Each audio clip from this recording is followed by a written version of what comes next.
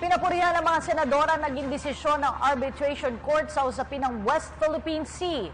Umaasa rin ang mga mambabatas na rerespetuhin ng China ang desisyon ng korte upang maisulong ang mapayapang resolusyon sa naturang issue.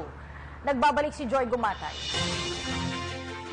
Tagumpay ngang maituturing ang paborableng desisyon na natanggap ng Pilipinas mula sa Permanent Court of Arbitration sa reklamong inihain ng ating bansa laban sa China sa pag-aangkin nito sa 70% ng South China Sea kabilang ang teritoryong nasasakupan ng West Philippine Sea.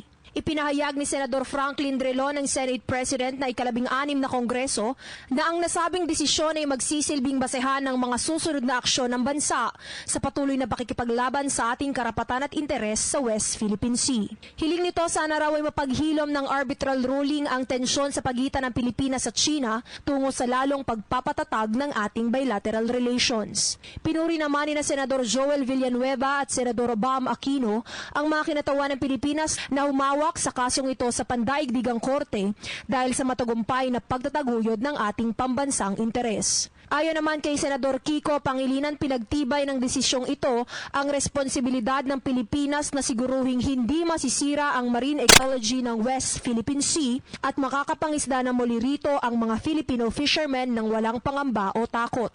Panawagan ng mga nabanggit na senador sana raw ay kilalanin ng China ang desisyong inilabas ng UN Permanent Court of Arbitration tungo sa tuluyang pagreresolba ng mga usapin sa West Philippine Sea. Ito si Joy Gumatay para sa PTV News. Hi! Ako si Ria Fernandez. Mag-subscribe na sa PTV YouTube channel. I-click lang ang subscribe button.